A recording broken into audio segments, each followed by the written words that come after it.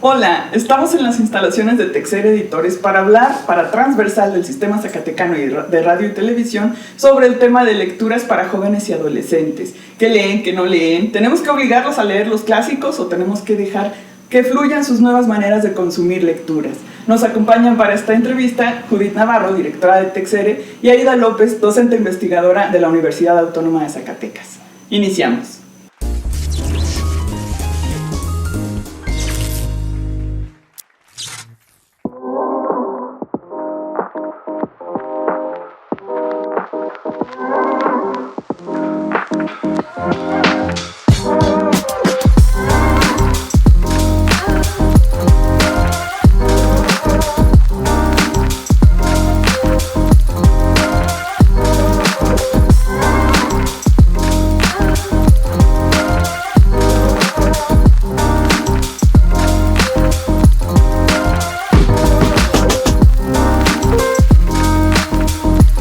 Transversal es un espacio colaborativo del Sistema Zacatecano de Radio y Televisión que busca hablar de esas expresiones artísticas y culturales que generalmente se han visto excluidas o cuestionadas. En este espacio conversaremos con creadores, promotores y gestores respecto a procesos creativos, técnicas, espacios y más, con el fin de conocer y entender a los diferentes segmentos de la sociedad que han encontrado pertenencia, identidad, autorreflexión, expresión y construcción de vínculos que generan la creación y la socialización de las diversas expresiones artísticas. Hoy hablaremos de lo que leen los adolescentes y los jóvenes, a quienes constantemente se les recrimina de que no leen, o no lo suficiente, o no lo que deberían. Esto desde el punto de vista cargado de prejuicios ante la irrupción de nuevos soportes para la lectura, como lo son las redes sociales y los soportes digitales. Sin embargo, si revisamos las encuestas y los indicadores de consumo cultural, resulta que la mayoría de los jóvenes en México leen por gusto, principalmente noticias a través de sus teléfonos celulares. Mónica Mateos Vega y Juan Carlos Partida señalan que son las mujeres entre 15 y 17 años a quienes más les entusiasma la lectura, cuando se trata de novelas, cuentos o poesía. Además de que las nuevas generaciones siguen prefiriendo los libros impresos. Estos periodistas dan cuenta de que la actualización de los indicadores integró un nuevo segmento poblacional, jóvenes habitantes de zonas rurales. Dentro de los hallazgos encontrados, vemos que no obstante la brecha digital entre los jóvenes que viven en los espacios rurales y las ciudades, el uso y acceso de los medios digitales, así como las conductas referentes al consumo, no son tan distintos.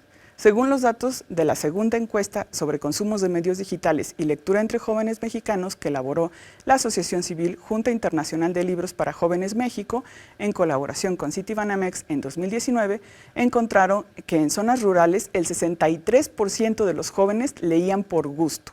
En zonas urbanas la cifra llega al 70%, y son los adolescentes y jóvenes de la Ciudad de México los que expresan mayor gusto por la lectura, el 86%. Quienes leen por decisión propia más que por obligación. En cuanto a contenidos, los jóvenes leen noticias y artículos periodísticos en mayor medida en plataformas digitales. 25% de los encuestados contestó que acostumbran a leer contenidos literarios como novelas, cuentos o poesía, mayormente en formatos impresos. Los temas literarios favoritos son el terror, la ciencia ficción, la aventura, la historia y entre las mujeres un poco más el romance. En contraste, con 2015 hay un crecimiento en el consumo de libros digitales, pero en general los jóvenes de zonas urbanas superan la medida nacional de libros leídos al año por población evaluada por el Instituto Nacional de Estadística y Geografía, el INEGI. Las nuevas generaciones leen 4.2 libros al año, un poco más si son universitarios, 6.5 libros, sobre todo porque además manifiestan que tuvieron acercamiento a la lectura desde la niñez, contra el 3.8, que es la media nacional.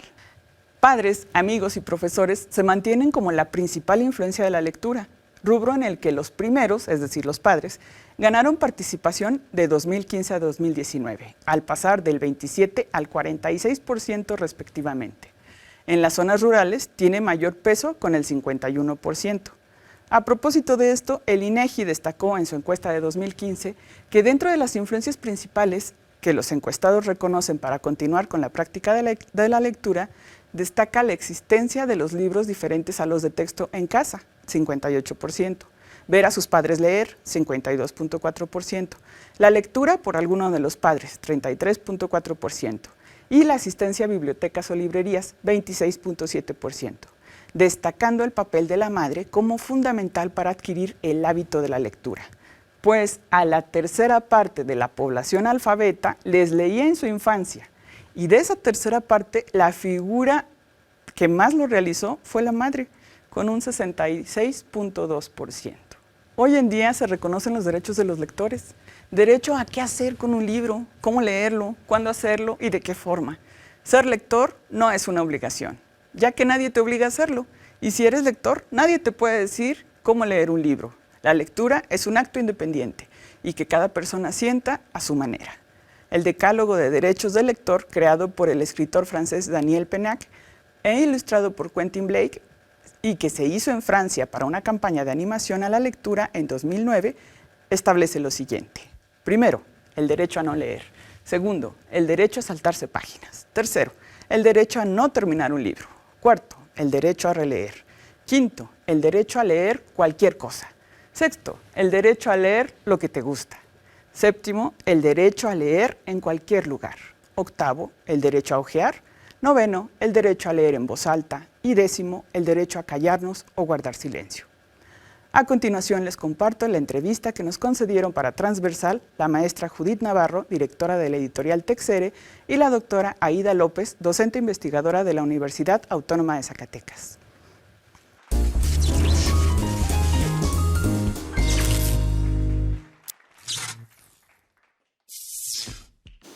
Muchas gracias por aceptar esta entrevista. Lo estamos haciendo a manera de mesa porque queremos que enriquezcan con sus comentarios este tema tan complicado de si los jóvenes leen o no, qué leen o qué no leen los adolescentes. Entonces quisiera plantearles para empezar que, bueno, sabemos que la educación es un derecho humano y la lectura es fundamental dentro de este proceso. Sin embargo, generalmente se vincula el hecho de leer, el acto de leer, con cuestiones de arte y cultura, ¿no? Conforme se va ejerciendo. Pero quisiera preguntarles, ¿todo lo que se lee contribuye al crecimiento intelectual, personal, cultural del lector? Empezamos, por favor. No todo lo que se lee te puede nutrir. Eso va a depender mucho de los lectores, del tipo de lector. Si va a saber sacarle provecho o no a la lectura. No sabemos si determinada lectura va a generar un impacto o no en el lector. Por eso se hace una categoría de tipo de lectores. Entonces, yo no puedo garantizarte que una pintura, que una canción, que un poema va a nutrir o no nutrir o contribuir hacia el lector o a quien recibe ese trabajo, esa obra artística. Todo va a depender del tipo de lector, de consumidor. Gracias, Aida. Judith, ¿qué tienes que decirnos? Digo, mi opinión es un poquito distinta porque me gusta mucho esta metáfora de la nutrición. Entonces yo puedo pensar que si yo como unos rufles, un napolitano, pues no me está nutriendo, no me va a nutrir, pero sí me va a permitir llegar al otro día y yo voy a tener que seguir comiendo. Entonces en algún momento, si yo soy una persona que come y disfruta comer, tal vez me tope con algo que me sirva. Entonces yo creo que, por ejemplo, si yo hablo de mi adolescencia, pues si yo sé que mi generación leía menos en la adolescencia que las generaciones de ahorita.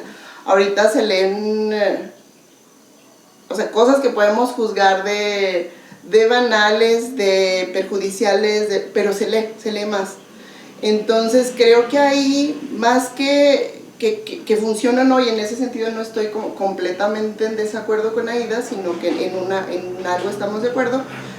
No es que todo funcione, sino es que todo está haciendo un campo para que en algún momento se pueda topar con una lectura que sí sea nutricia, que sí sea benéfica, que sí sea, o que despierte la curiosidad por lo menos para acceder a otras lecturas o a otros, incluso lecturas no solo de libros, lecturas de artículos, lecturas de obras de arte, lectura de música, si consideramos que todo es un texto, que acceda a otras manifestaciones. Bueno, en este sentido ya hemos escuchado sobre los derechos del lector y por ahí nos dicen que el lector tiene derecho a abandonar una lectura que no le guste, a saltarse una página, a abandonar un libro. Desde esta perspectiva, ¿se puede considerar que hay buenas y malas lecturas, pues? ¿O lo bueno es que lea? Un lector tiene derecho a abandonar, saltarse o no un libro. Yo lo he hecho. He dejado lecturas a medias, me he saltado páginas, lo dejo, regreso. Es una relación. Es una relación y una relación sumamente muy íntima. Entonces, por supuesto que tengo el derecho. Y aunque no me dieran el derecho, lo hago, lo haría y se hace. Y entonces, ¿hay buenas y malas lecturas, Aida? Todo va a depender del lector. Entonces, una buena o mala lectura va a depender de si me gustó, si no me gustó, si me dio la información que yo necesitaba o no. Entonces, eso va a depender del lector y no tanto de la lectura. Ahora, ¿hay buena o mala literatura? Pues entonces tendríamos que hablar de niveles, de áreas, si es una buena lectura de cine, es una buena lectura de literatura o de crítica literaria, si es un buen libro de poemas, dependiendo qué quieres, qué necesites o qué buscas. Si esa lectura solamente la quiero porque llegué a un consultorio y necesito entretenerme, cumplió su función y no va más allá de ahí, y me entretuvo un rato, perfecto, funciona. Muy bien. Judith, ¿tú qué opinas? Bueno, yo dejo los libros cuando no me gustan, o sea, cuando me duermen más de una vez, cuando me aburren, cuando me estoy peleando demasiado, y hay veces que tengo ganas de pelear y regreso con el que me peleé. O sea, creo que si hablamos de derecho, sí.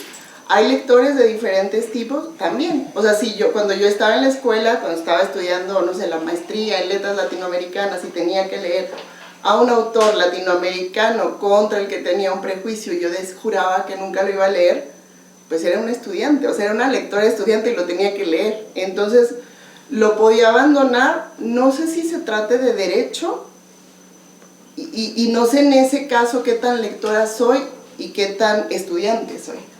Entonces, como estudiante, pues hay veces que se puede, hay veces que no. Como lector, yo creo que no tenemos el derecho, sino hasta, no solo el derecho, sino hasta la obligación de dejar una lectura que de alguna manera no, o sea, vemos que no es para nosotros, o incluso que no es su momento, como dices. O sea, un poemario puede no darme lo que necesito, porque lo que necesito es calma, y yo pensaría que la poesía me da calma. Pero hay poemarios que cuestionan, que agitan, que molestan, que fastidian, y ese es su objetivo. Entonces hay momentos para la lectura, hay momentos para llorar. O sea, hay ciertas novelas que yo leo cuando tengo ganas de llorar y regreso a ellas, y si no tengo ganas la dejo, porque si la novela me va a hacer llorar y yo no tengo ganas, me va a aburrir. Creo que tenemos la obligación de soltar lo que no nos mantiene en un entretenimiento que nos gusta. Y entonces, en este sentido, ¿hay buenas y malas lecturas? Sí.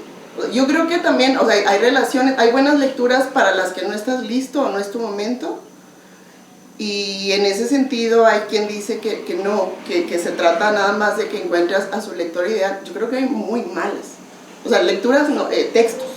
Hay muy malos textos que no son coherentes, que no se sostienen por sí mismos, que se contradicen. Entonces, malos textos sí hay. La lectura, si se da, para mí es buena.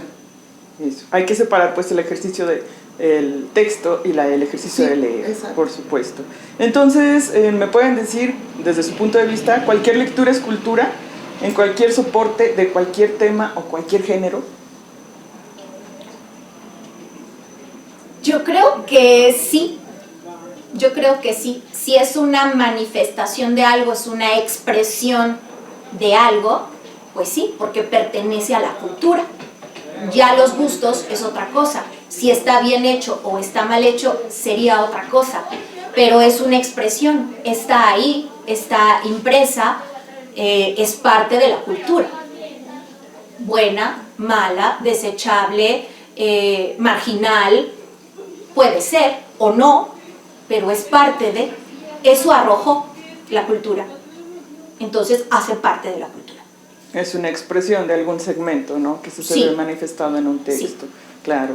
Judith, ¿nos puedes compartir tu opinión? Sí, para mí el término cultura se ha sacralizado un poquito y se entiende como cultura esta manifestación refinada. Creo que la cultura es lo que se produce, lo que cultiva el hombre, lo que se manifiesta.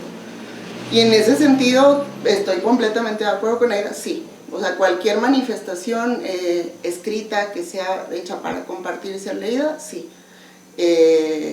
La calidad es otra cosa. Es decir, yo no voy a decir algo es cultural como algo bueno, ¿no?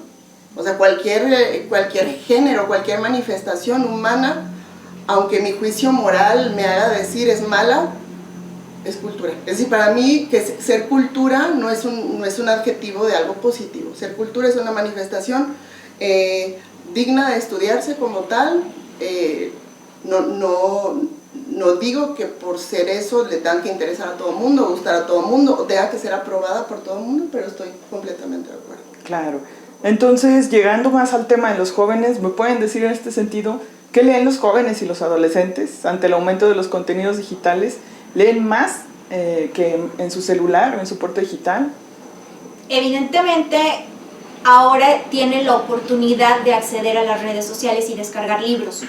Entonces sí leen de manera digital. Están muy de moda las lecturas orientales.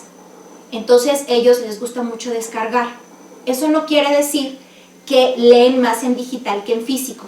Me encuentro con la sorpresa de que a la hora de sondear entre mis alumnos de distintas generaciones, de distintas edades, que leen más, si en físico o en digital, pues ellos leen más en físico que en digital.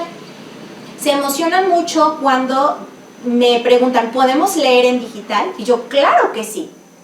Cuando se propone en clase que estaría muy padre que leyéramos un libro y platicarlo, siempre es esa pregunta, ¿se puede leer en digital? Y esa pregunta me llama la atención, como si leer en digital tuviera sus reservas para ellos. Y yo, claro que sí. Incluso me han preguntado por audiolibros. Y yo digo, claro que sí. Usted escuche un libro, lea un libro en la pantalla o lea el libro en físico. Entonces está equilibrado, pero gana más el físico. Qué interesante. Hasta ahorita. Claro. Entonces, ¿y qué leen? Sí leen. Porque habíamos pensado que con la era digital se iba a acabar el soporte papel y claro que no. Exacto. Judith, ¿nos puedes compartir? Sí, yo creo que sí, o sea, en efecto se lee más que antes, se lee todo el tiempo estamos accediendo a estos textos. Para mí creo que lo que ha cambiado es la definición del libro. Para mí ahorita un libro es un contenido y tiene, o sea, el soporte puede ser papel, puede ser pantalla o puede ser audio. También para mí es completamente válido cualquier soporte. Y creo que con el libro pasa, digamos, cuando surge la televisión, la gente pensó que se iba a extinguir el radio, o sea, la radiodifusión, porque pues ahora era como una experiencia más rica que involucraba la vista, que es un sentido como al que le hemos dado prioridad. Y finalmente esta extinción de la radio no pasó porque la radio nos permite consumir mientras hacemos otra cosa. Entonces creo que también pasa con los libros, que se pensó que con la aparición de los libros digitales el soporte papel iba a desaparecer, y creo que ahora pasa lo contrario. El soporte papel va a permanecer, o ha permanecido hasta ahora, y se ve que la historia es para largo, porque nos permite hacer una sola cosa, es decir, lo contrario, porque si leemos en el celular tenemos activadas notificaciones de todo. Entonces hay muchísimas distracciones que nos pueden hacer que una lectura que se puede llevar a cabo en media hora nos lleve 2 horas y media, y en cambio el papel nos permite lo contrario, nos permite un momento de concentración y de hacer una sola cosa, y creo que ese va a ser el gran encanto de los libros por mucho tiempo. Y además otra cosa, tener internet en tu celular cuesta. Los chicos con los que yo trabajo, no todos tienen todo el tiempo internet. Esa es otra cosa que se piensa, que siempre están conectados. No es cierto, se les acaba el crédito. Entonces se les acaba la posibilidad de estar manipulando su celular, lecturas, incluso los libros de texto que se llevan en la preparatoria se los mandamos digital. Antes que hubiera sido casi un pecado, ¿cómo estás viendo el celular, no? Tu material de trabajo en el celular. Bueno, la pandemia nos abrió esa posibilidad y ese prejuicio se fue. Lo importante es que lo tengan. Entonces, no siempre tienen internet y por eso es que está tan equilibrado el asunto entre lectura digital y lectura en físico. Entonces, sí, audiolibro todavía no es uno o dos o ninguno los que los escuchan. Yo sí escucho audiolibros, ¿sí?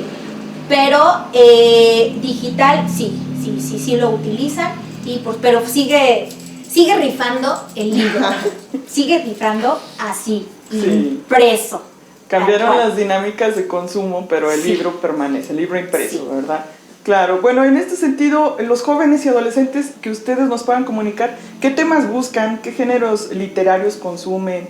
¿Siguen leyendo, vamos a decir, lo que nosotros leíamos cuando éramos jóvenes? Hay que decir que ya no lo somos, caray. Sí, pero ¿qué pasa con estas nuevas generaciones?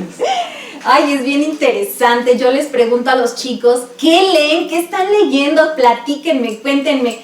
Y sí descubro autores nuevos, se repiten mucho, son lecturas que ellos en distintos niveles y en distintas edades, leen los mismos libros. Y aquí tengo unos porque no me los sé. Por ejemplo, resulta que me estaban platicando que está una lectura muy de moda en internet que se llama Boulevard. Entonces, que es maestra, me dicen, pero no se preocupe, esa está muy chafa. Es la típica historia de adolescentes que se enamoran. Y creo que ya fue llevada al cine. Y les digo, ¿y cómo dieron con ella? En TikTok. Entonces, muchas de las lecturas están siendo... llegan a ellos por medio del TikTok. ¿Sí? Entonces, casi todo mundo ha leído Boulevard, Orgullo y Prejuicio, Bajo la misma estrella, porque se repiten, les voy a hablar de títulos que se repiten constantemente. Otro, aquí los tengo, La ladrona de libros, las ventajas de ser invisible es otro trancazo, y digo trancazo porque donde quiera me encuentro que los chicos están leyendo. El perfume, Las 50 sombras de Grey, ¿no? Las películas también han dado mucho pie a que ellos vayan a los libros, ¿sí? Lolita, otro clásico, y con respecto a estos títulos que son como los libros clásicos, El niño de pijama en rayas, Ana Frank, ya discutimos cómo es que se hacen de esos libros y por qué los leen más a fuerza que por otra cosa. Entonces están leyendo historias de adolescentes, están leyendo historias donde tocan los temas de la homofobia, de la homosexualidad, de la prostitución, de la trata de personas, sobre música. Hay otro libro muy famoso que es el de Cartas a los Muertos, algo así. Cartas a los Muertos. Entonces, estos son los tipos de libros, y de clásicos, sí aparecen los clásicos, pero son muy pocos, ¿no? O sea, por ejemplo, Dante. Qué bueno. Aparece Dante.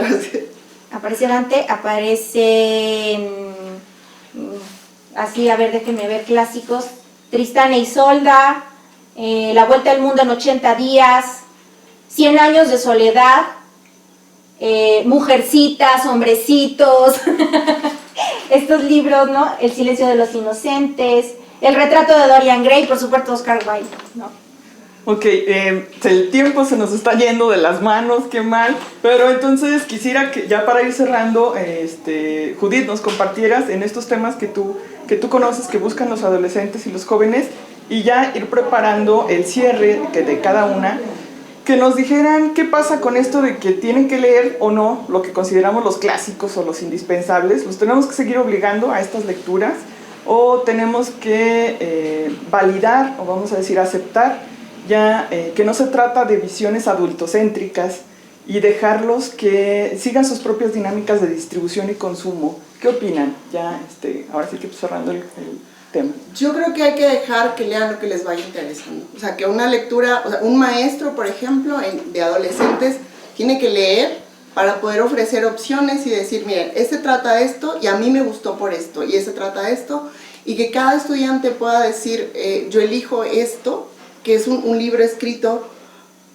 en mi lenguaje, con mi contexto, sin que yo tenga que estar buscando cada párrafo, por lo menos 2 veces en el diccionario, una definición que tenga que ver con los problemas que me rodean. O sea, creo que actualizar eso es muy importante para ser un lector que en algún momento va a sentir la curiosidad de decir, a ver, ¿por qué Tristán y Isolda sigue vigente hasta nuestros días? Pero ya formado. Yo creo que si tú obligas a un estudiante a leer un clásico, es vacunarlo contra la lectura, casi seguro. Ok. Aida. Propongo dinámicas, ellos proponen las lecturas. Y es ahí donde yo puedo ir poco a poco metiéndome, conociendo qué leen y qué puedo yo ofrecerles con mis propias lecturas. Entonces propongo la dinámica, vamos a leer, entre ellos platicamos a gusto, no los califico, no los enjuicio, es ¿qué leyeron? Maestra, yo leí esto y esto. Yo propongo e impongo la dinámica, eso sí, ellos proponen el contenido y cómo lo van desarrollando, y ahí es donde yo a veces puedo o no meter mi opinión. Pero hay que dejarlos que ellos nos digan por dónde, hacia dónde. Finalmente, bueno, si quieren agregar algo, pero ¿qué pasa con una persona, ya para cerrar, cuando lee y una que no lee? O sea, ¿cómo te cambia la vida leer o no leer? ¿Por qué esta obsesión por decirle a las personas que lean? 1 minuto, por favor, cada uno. Para mí tiene que ver con el entretenimiento y con la capacidad de procesar nuestro mundo interno. Es decir, ponerle palabras a las cosas nos ayuda a profundizar. Entonces, creo que estarse enfrentando a experiencias ajenas nos va enriqueciendo, nos va haciendo conocernos, y yo creo que conocernos es una manera de querernos y de cuidarnos. Es decir, nuestro mundo interno adquiere profundidad y esa profundidad nos maravilla con nosotros mismos, y creo que hay pocas cosas que nos pueden dejar tanto como esa exploración personal. Gracias. Aida. Para nutrir lo que acaba de decir Judith, leer es un ejercicio mental. Estás haciendo gimnasia mental, estás ejercitando las neuronas, la mente, el cuerpo. Hay un mecanismo biológico en ti que reacciona, que se enriquece, que se fortalece. Y eso va a dar pie, con todo lo que ya dijo Judith, a que te ayude a encontrar otras rutas, otras vías de lenguaje para poder solucionar y enfrentarte al mundo que vives interno y externo. Entonces, leer es un ejercicio mental también. Muchas gracias, agradezco su participación en este capítulo para Transversal de lecturas para jóvenes y adolescentes. Gracias a ti, gracias a ustedes, gracias a ti.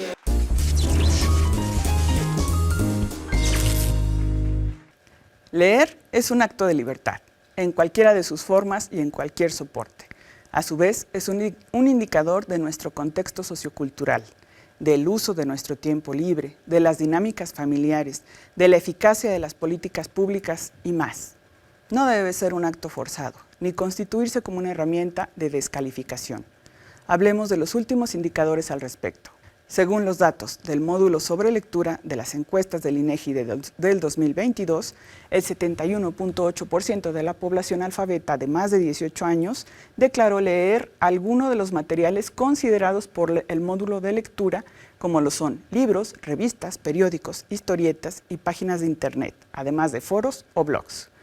En los últimos 12 meses, el promedio de libros leídos por la población fue de 3.9. Este es el dato más alto registrado desde 2016. El comportamiento lector se relaciona con distintas variedades como sexo, edad y escolaridad, entre otras. En cuanto a las diferencias por sexo, se registró que el 67.9% de las mujeres leía y el 76.1% de los hombres leyeron algún material considerado por la MOLEC. En promedio, la sesión de lectura para la población sin educación básica terminada fue de 32 minutos. La población con educación básica terminada o algún grado de educación media destino, en promedio, fue de 38 minutos. Y para quienes tienen al menos un grado de educación superior, alcanzaron los 48 minutos.